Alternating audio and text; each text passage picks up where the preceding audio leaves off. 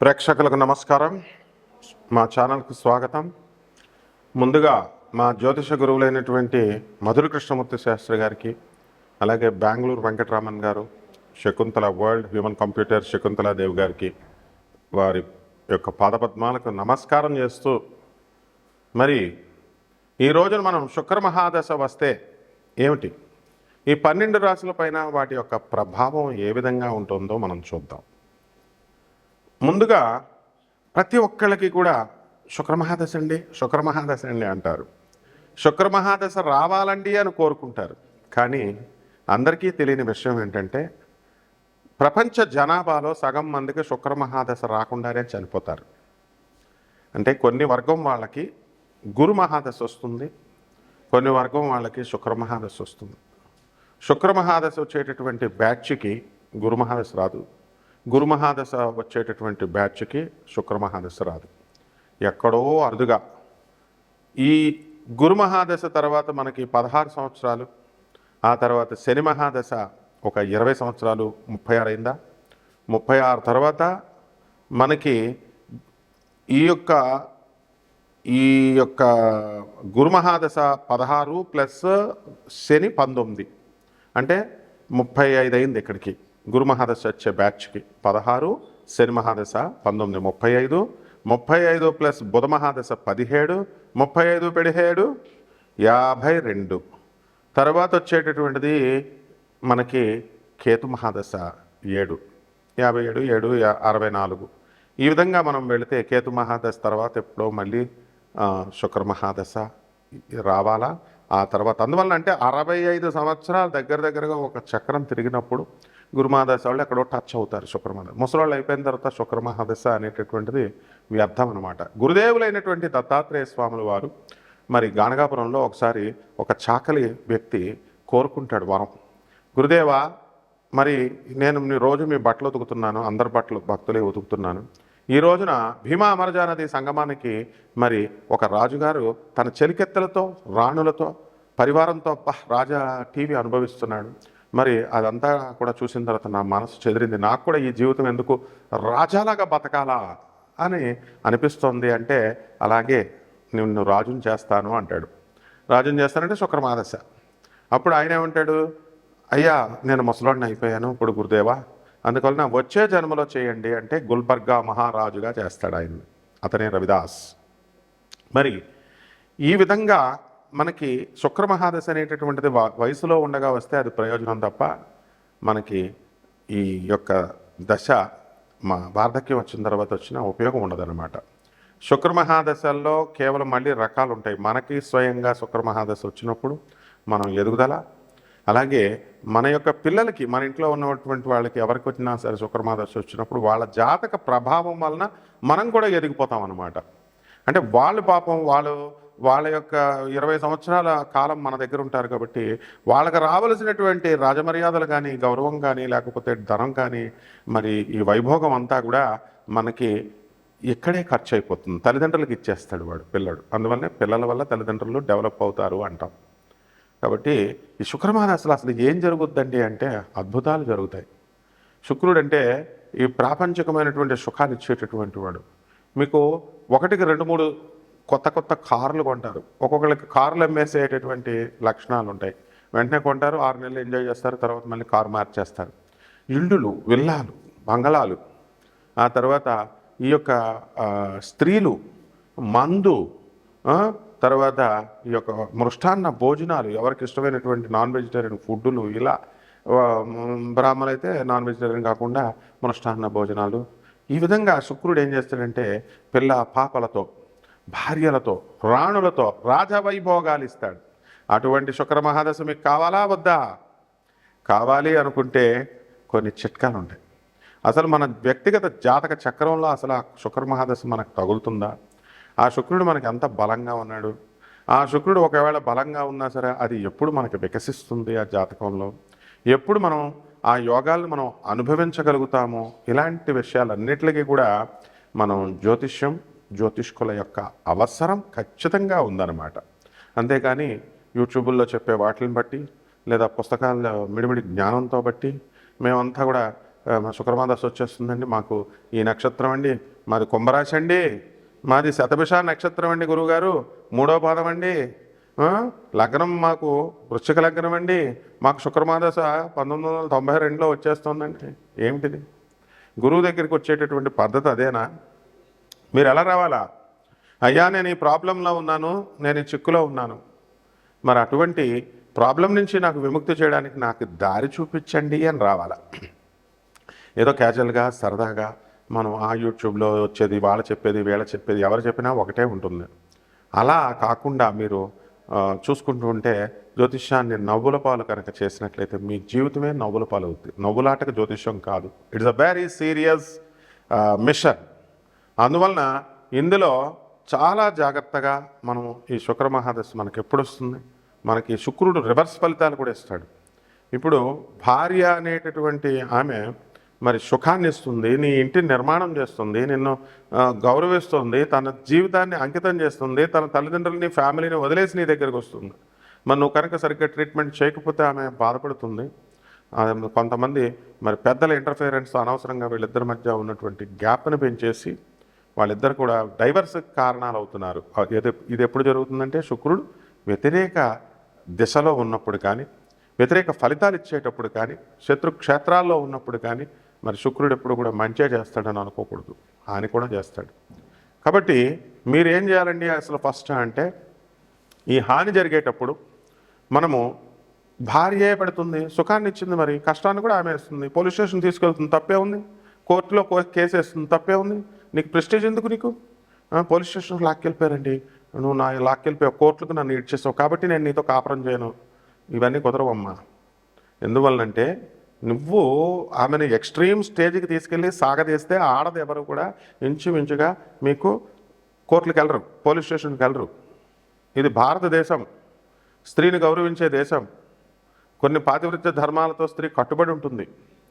కొంతమంది మరి ఈ పోలీస్ స్టేషన్కి వెళ్ళారు, కోర్టులకు వెళ్ళారంటే యూ హ్యావ్ టు అడ్జస్ట్. అదే నాతి చరామి అంటే వివాహ వ్యవస్థలో. ఆమె కొట్టినా తిట్టినా నేను వదలను అని ప్రమాణం చేస్తావు, నువ్వే ప్రమాణం బ్రేక్ చేస్తున్నావు. మరి నువ్వు ప్రమాణం బ్రేక్ చేసి ఆ ఆడవాళ్ళ మీద తోసేస్తే ఎట్లా?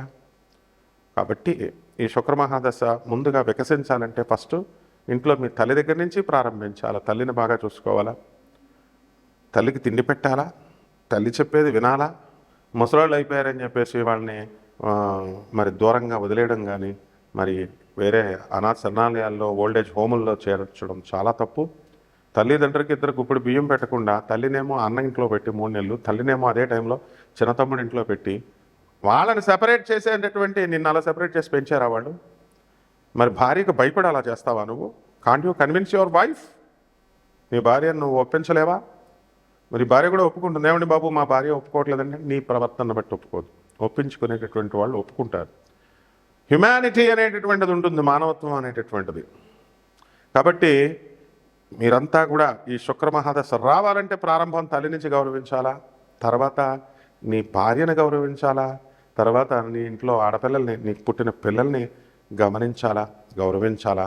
నీ చుట్టుపక్కల ఉన్నటువంటి స్త్రీలందరినీ కూడా కామ దృష్టితో చూడకుండా నువ్వు చక్కటి మంచి దృష్టితో నువ్వు చూసినప్పుడు మాత్రమే శుక్రగ్రహము వికసిస్తుంది. అంతేగాని యూట్యూబ్లో చెప్పేటటువంటి జ్యోతిష్కులు శుక్రుడు బొబ్బర్లు కిలో బొబ్బర్లు ఇచ్చేయండి, తర్వాత చక్కగా దానాలు చేయండి, మనకి ఇది తెలుపు వస్త్రాలు దానం చేయండి, శుక్రవారం నాడు దానం చేసేయండి, 6 గంటలకు చేసేయండి, ఒక 50,000 పట్టరండి, నాకు 1,00,000 రూపాయలు పట్టరండి, నేను శుక్రుడికి మనం పూజ చేసేస్తామంటే నీ డబ్బులు వేస్తే తప్ప 0.0001% రిజల్ట్ కూడా రాదు. ఫస్ట్ బేసిక్స్ నుంచి రావాలి మీరు. అలాగే వాళ్ళకి డబ్బులు వస్తాయేమో కానీ నీకైతే మాత్రం ఫలితం శుక్రుడు తోలు తీసేస్తాడు, అందులో డౌటే లేదు మళ్ళీ. కాబట్టి ఈ యొక్క శుక్రుడికి ఈ మధ్యకాలంలో ఫ్యాషన్ అయిపోయింది, ఏమంటే ఆ టెంపుల్కి వెళ్తున్నామండి, ఈ టెంపుల్కి వెళ్తున్నామండి, అక్కడ జపాలు చేయించామండి, ఇక్కడ పూజలు ఇవి ఏమీ కూడా ఉండవు. స్త్రీ శాపం, శుక్రశాపం అంటే స్త్రీ శాపం. తల్లి శపించిందంటే ఇంక నువ్వు నీ జన్మలో, ఈ జన్మలో కాదు, ఇలాంటి 7 జన్మలో నువ్వు పైకి రావు. నీ పెళ్ళం శపించిందంటే 14 జన్మల పైకి రావు నువ్వు. నీ కూతురు శపించిందంటే 21 జన్మల బయటికి రావు. Multiples of 7. ఇందులో ఎవరికి ఎనీ అబ్జెక్షన్ ఉంటే డైరెక్ట్ నా నెంబర్ ఇస్తున్నాం, నా నెంబర్కి కాల్ చేసి మాట్లాడవచ్చు. I challenge everyone. అంతేగాని చదువుకున్నాం మేము, చదువుకుంటే చదువుని కన్నింగ్నెస్ నేర్పుతుందా? వీడియో చూస్తున్నప్పుడు ఏంటి కామెంట్ చేస్తారు మీరు? మంచి చెప్పేది వినరా? మంచి చెప్పేది ఎక్కదా? మీ తల్లికి మీకు తిండి పెట్టమంటే మీకు భారంగా ఉందా? మీ పిల్లల్ని బాగా చూసుకోండి అంటే మీకు భారంగా ఉందా? టైటిల్ ఒకటి, సొల్లు ఒకటి అని కొంతమంది పెడుతూ ఉంటారు, అందరికీ పెడుతూ ఉంటారు. This is my classroom, నేను చెప్పేదే వేదం. ఇక్కడ ఇష్టమైన వాళ్ళు వినొచ్చు, లేని వాళ్ళు they have to pit out of the class. I'm the professor. అందరు చెప్పినట్టు పిలక పట్టుకున్న పంతులు కాదు నేను. కాబట్టి ఈ శుక్రాచార్యుల వారంటే ఏమనుకుంటున్నారు అసలు? శుక్రుడంటే రాక్షసుల గురువు. ఆఫ్టర్ ఆల్ దేవతల గురువు అయినటువంటి బృహస్పతికి గురుడికి కూడా గురువు ఆయన. తమాషాగా ఉందా? శుక్రాచార్యుడు అంటే జైళ్ళకి పంపించేస్తాడు 498A కేసులు పెట్టి. ఏంటది 498A? కట్న వేధింపులు, గృహ హింసలు. భార్య పెట్టేస్తుంది కేసులు నాయన. 494 ఐపీసీ, రెండో పెళ్ళి బైగామి చేసేసుకుంటున్నారండి. 495 నీకు బెయిల్ రాదురా నాయన. 495 పెట్టేసిందంటే నీ పెళ్ళం, నీకు అసలు ఇంకా జీవితాంతం బయటకు రాలేవు. మళ్ళీ జాలిపడి ఆ లాయర్లు ఆ సెక్షన్ని మారుస్తారు 495 కింద. ఆ జడ్జీలు దయతలిచి ఈ జైల్లో కుమ్ము మగ్గైపోవాలని చెప్పేసి వాళ్ళు 494 కింద మారిస్తే ఒక పోలీస్ ఆఫీసర్, ఒక చక్కగా ఒక ల్యాండ్ కౌన్సిల్ లాయరు, జడ్జి ముగ్గురు ఒప్పుకుంటేనే పీపీ పబ్లిక్, అప్పుడు మాత్రమే సెక్షన్ మారుస్తారు. ఇవన్నీ నీకు తెలియదు సామాన్య మానవుడు. అబ్బే మా పెళ్ళాన్ని బాధేస్తా, అబ్బే మా పెళ్ళని ఎందుకు పెట్టాలా కేసులు అంటావు. నో, ఈ మధ్యన ఇంకోటి వచ్చేసింది, లివింగ్ రిలేషన్ వచ్చిందండి. సుప్రీంకోర్టు 498 కేసులో అసలు కేసులు లేవండి, కేసులు తీసుకోవట్లేదండి. నీకు ఏం తెలుసు నాయన? డీసీపీ పర్మిషన్ ఉండి డీసీపీ అబ్జర్వేషన్లో ఉన్నప్పుడు మాత్రమే నీ మీద కేసు, నీ ఒక్కడి మీదే ఉంచి నీ భార్యని, నీ తల్లిని, నీ తండ్రిని, నీ చెల్లెల మీద, నీ తమ్ముళ్ళ మీద పెట్టిన కేసు పక్కకు జరిపిస్తారు నాయన. ఇవన్నీ ఉంటాయి. ఇవన్నీ ఏం లేకుండా ఉత్తి కామెంట్ పెడితే, నా మీద కామెంట్ పెడితే నేనేం చేస్తాను తెలుసా? క్రిమినల్ నోటీస్ పంపించేస్తాం కదా. నా పుట్టలో నువ్వు వేలు పెడితే నేను కొట్టనా చెప్పు? ఫ్రీగా వచ్చిన వీడియో వినొచ్చు కదా, నువ్వు నేర్చుకోవచ్చు కదా, నీకు మంచిగా కదా చెప్తున్నావు. కాబట్టి శుక్రమహాదశ రావాలంటే ఇవన్నీ ఫాలో అవ్వాలా. నీకు 20 సంవత్సరాలు చదువు వచ్చిందంటే చిన్నప్పుడు ఎల్కేజీ నుంచి నీకు టీచర్లు, స్కూల్ వాళ్ళు ఏం చెప్పారో ఆ డ్రెస్ వేసుకొని, ఆ బెల్ట్ పెట్టుకొని, ఆ రూల్స్ విన్నప్పుడు మాత్రమే నీకు డిగ్రీ వచ్చింది. ఇప్పుడు ఐఎమ్ బీటెక్, ఐఎమ్ ఎంఎస్ అంటే కుదరదమ్మా. శుక్రుడు తోలు చేసేస్తాడు. శుక్రాచార్యుడు కాసుకొని కూర్చున్నాడు. కాబట్టి జాగ్రత్తగా ఉండండి. ఇప్పుడు 12 రాశుల పైన మనం ఏ రకంగా ప్రభావం ఉందో చెప్దాం. వృషభ రాశి, జన్మంలో గురుడు ఉన్నాడు మనకి. ఈ డిసెంబర్ నెల 2024 సంవత్సరం అంతం వరకు కూడా మనకి శుక్ర మహాదశ మీకు ఎలా ప్రభావితం చేస్తుందో మనం తెలుసుకుందాం. మరి ఈ యొక్క శుక్రుడు మనకి, ఈ వృషభ రాశి వారికి మనకి శుక్రుడు డిసెంబర్ 2న మనకి బ్రహ్మాండమైనటువంటి అదృష్టాన్ని కలిగిస్తాడు. ఆ తర్వాత డిసెంబర్ 28 మకర రాశిలో ఉన్నటువంటి శుక్రుడు చక్కటి అదృష్టం. అందువలన వృత్తి, వ్యాపార, ఉద్యోగ విషయాల్లో మీకు అన్నీ కూడా బ్రహ్మాండంగా కలిసి వస్తాయి. జీతభత్యాలు పెరుగుతాయి. మీ యాజమాన్యాలు మిమ్మల్ని గౌరవిస్తారు, గుర్తిస్తారు. విచిత్రం ఏమిటంటే మీకు ఏదో పని మీద వెళ్తే అక్కడ సన్మాన కార్యక్రమాలు కూడా మీకు జరిగిపోవడం అనేటటువంటివి జరుగుతాయి. అలాగే మరి ఈ యొక్క శుక్రుడు డిసెంబర్ 28 తర్వాత వక్రించినటువంటి శనితో కుంభరాశిలో ఉండడం వలన కూడా అద్భుతంగా మీ భార్యలు వదిలేసి మిమ్మల్ని వెళ్ళిపోయినటువంటి వాళ్ళంతా కూడా మిమ్మల్ని అర్థం చేసుకొని మళ్ళీ తిరిగి ఇళ్ళకి రావడానికి అవకాశాలు ఉంటాయి. కాబట్టి మీ అత్తగారి యొక్క ప్రభావం వలన ఎలాగైతే ఈ యొక్క విడాకుల వరకు వెళ్ళినటువంటి కేసులు కొంతమందికి పరిష్కారం అవ్వడానికి అవకాశాలు ఉన్నాయి. అలాగే ఈ యొక్క రవి మనకి డిసెంబర్ 15 నుంచి మరి ఈ యొక్క ధనుస్సు రాశిలో ఉండడం వలన మీకేమవుతుందంటే కాస్త అప్పుడప్పుడు చెస్ట్ పెయిన్ రావడం, ఆరోగ్య భంగాలు వచ్చినప్పటికీ కూడా ప్రభుత్వ సంబంధమైనటువంటి అన్ని వ్యాపారాలు కూడా మీకు కలిసి వస్తాయి. వ్యాపారస్తులందరికీ కూడా బ్రహ్మాండమైన లాభాలు వస్తాయి.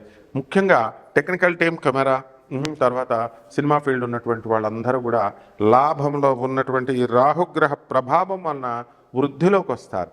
అలాగే అప్పుల బాధతో కిటకిటలాడిపోతున్నటువంటి వాళ్ళు, ఏమండి మేము ఈ 15 రోజుల్లోనే అప్పులు తీర్చకపోతే మా పీకల మీద కత్తి పెట్టుకొని ఉన్నారండి అనేటటువంటి వాళ్ళందరికీ కూడా వాళ్ళకు కూడా ఈ అప్పులన్నీ కూడా మీకు తీరిపోవడం అనేటటువంటివి జరుగుతాయి. కంగారు పడద్దు, కొత్త అప్పులు ఇస్తారు మీకు ఒకవేళ డబ్బులు లేకపోతే మీ దగ్గర మీరేమి పెద్ద పెద్ద ప్రమాదాల్లో ఇరుక్కొని ఏమి లేరు. మీరు ఏం చేయాలంటే చక్కగా కొత్త అప్పు వస్తుంది, ఆ కొత్త అప్పుని తీర్చేసేయండి. అలాగే రైతులు బ్రహ్మాండమైనటువంటి పంటలు చేస్తారు, అధిక లాభాలను ఆర్జిస్తారు. చెరువులో మరి చేపల రొయ్యల చెరువులు కోల్డ్ స్టోరేజ్లు ఉన్నటువంటి వాళ్ళంతా కూడా మరి వాళ్ళందరూ కూడా బ్రహ్మాండంగా ఉండడం అనేటటువంటివి జరుగుతాయి. అలాగే అంటే అధిక లాభాలు తీస్తారు. అలాగే ఈ యొక్క కుజుడు మనకి అక్టోబర్ 20 తర్వాత మనకి కర్కాటక రాశి ప్రవేశించి ఉన్నారు కాబట్టి మీ సోదరుల యొక్క మంచి డెవలప్మెంట్ని మీరు చూడటం జరుగుతుంది.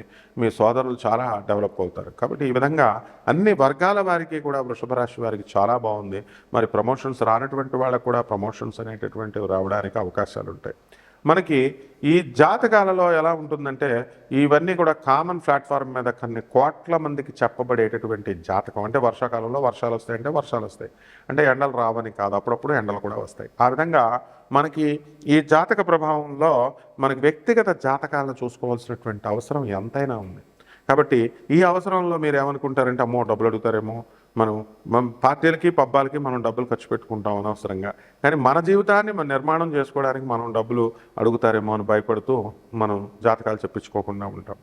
కాబట్టి మేము నాన్ కమర్షియల్ అయినా కమర్షియల్ వాళ్ళం కాదు. కాబట్టి మీకు 24/7 డేస్ ఎప్పుడైనా సరే మేము మీకు చక్కగా సలహాలు ఇచ్చి మీ జీవితాలు బాగు చేయడానికి ఎప్పుడు రెడీగా ఉంటాం. కాబట్టి మీరు చక్కగా మీ జాతకాలను ఎవరైనా తెలుసుకోవాలనుకుంటే మాకు కాల్ చేయండి. No problem. శుభమస్తు.